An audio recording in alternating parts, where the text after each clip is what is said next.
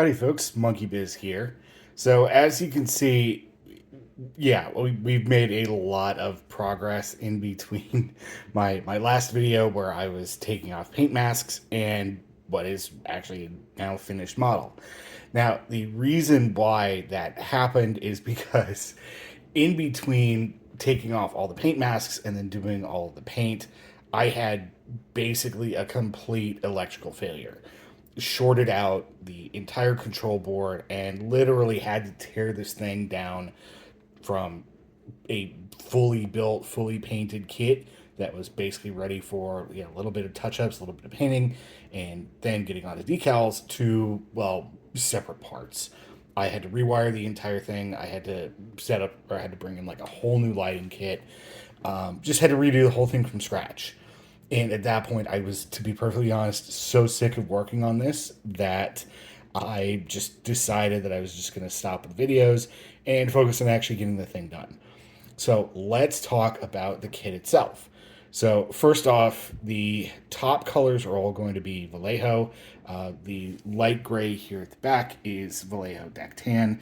The entire ship is painted a 50-50 mix of, I forget, I want to say it's like a deckhouse blue and then silver gray is something like that. Because both of those colors were listed as the official colors. I think either from Okuda or Jeffries or one of the guys that actually worked in the original physical model. From there, I then mixed in a couple of other colors. The Bassard collectors and the nacelles are transparent red and blue, both from Pro Acryl. The phaser strips, which for whatever reason have been really hard to get right from a color perspective, are yellow ochre. The brown there at the top, I want to say that's sand brown, also by Vallejo. Light orange for the sensor dish for the RCS thrusters, with a sand yellow around the edges, a NATO brown for the dark spots in the middle, and then a neutral gray for the sensor strips around the edge of the ship, as well as for the front and for the back. I think I used a tan brown for that little bit right there. That was actually what the what those originally were until they got covered up with decals. Decal along the back, didn't really paint anything there. Sand, I think it was a sand yellow for those. I actually used a sand brown for just this one section because that is literally the only place it appears on the ship. Moving around to the back, this is actually Pro Acryl golden yellow or golden brown, something like that, or yellow brown, whatever. Point is, that's that particular color, which I use a couple of other places too. Deck tan for the landing bay door, and then neutral gray for the little bits. So let's talk how I kind of handled some of this stuff. So I actually did kind of a walkthrough of this on the numeric workshop the other day, where I talked about kind of the challenges of the kit and building everything out. So let's talk about what I actually did a little bit more in depth now that there's a little less insanity. So first off, of course, all the decals. There is a bazillion of them all over the ship, and they are tiny and they are a pain, especially because, to be perfectly honest, I did kind of a crappy job with the base paint. It's super rough. I had to clear coat it and make it as smooth as I could, and still didn't, well, really didn't get it as much as I wanted to. If I were doing this differently, and so here's something you can see. Like if you look at the side of the ship, I'll see if I can zoom in and not have it be super fuzzy. You can probably see that like there's some tearing of the paint around the windows, and how the windows at the edge there are a little bit lighter than the windows on top of that. That's just because there's really nothing inside doing any kind of reflecting. So all those LED strips around the top of the saucer, around the bottom of the saucer, are just pointing straight up, and it's not really lighting the stuff in the end. It still looks okay. It's just not as bright as I would have liked it to be. So if I'd done it differently, that would have been one thing. I probably would have primed it in black instead of, for whatever reason, I read somewhere that aluminum or metallic paints were a better light blocker. No, black is better. Full stop. So there's that. The photo etch, I probably could have done a better job with the photo etch around each of the bigger windows. I don't know why Polar Lights didn't mold that in. They did it everywhere else, but whatever. Let's see here. The windows on the bridge section, here on the side, whatever. Those are all carved in with, I think I used a 1 millimeter chisel from God Hand. Kind of a pain, but really adds to kind of the look of the ship. Of course, cleared out some stuff there at the top. The nacelles don't move because if they do, they would just pull the wires all over the place. When I rewired it, I didn't actually track where everything was, so I ended up with some really short stuff I had to extend.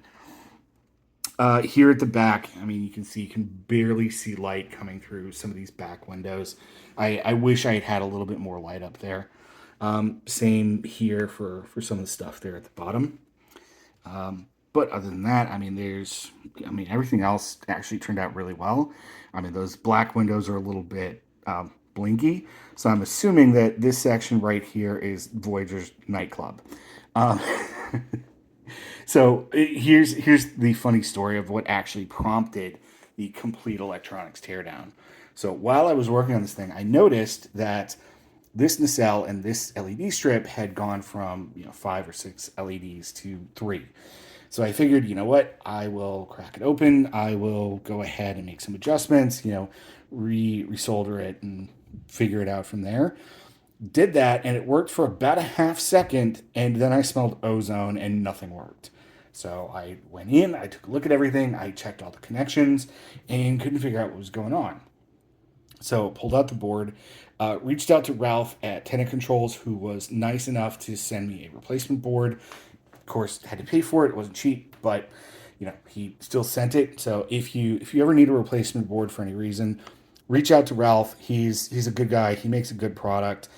My own stupidity notwithstanding. So I went ahead. I wired the board in, and immediately same thing. Magic smoke. I could literally see the magic smoke poof out. Bottom of the board was scorching hot. I realized that there was a problem by my lighting array. So I went ahead and I fixed that. Well, I fixed it by tearing down the entire ship, removing all the LED strips, which I think was the problem, rewiring everything, and then ended up with what I've got here. Then had to pull everything back together, fix any and all light leaks and all that good stuff, which was a journey and an odyssey in and of itself. But at the end of the day, I am pretty happy, surprisingly, with how this thing turned out for what a pain in the ass it was to put together. A lot of puttying, a lot of light blocking, a lot of work actually getting this thing to look the way that I really kind of felt it deserved. Voyager's always been one of my favorite series.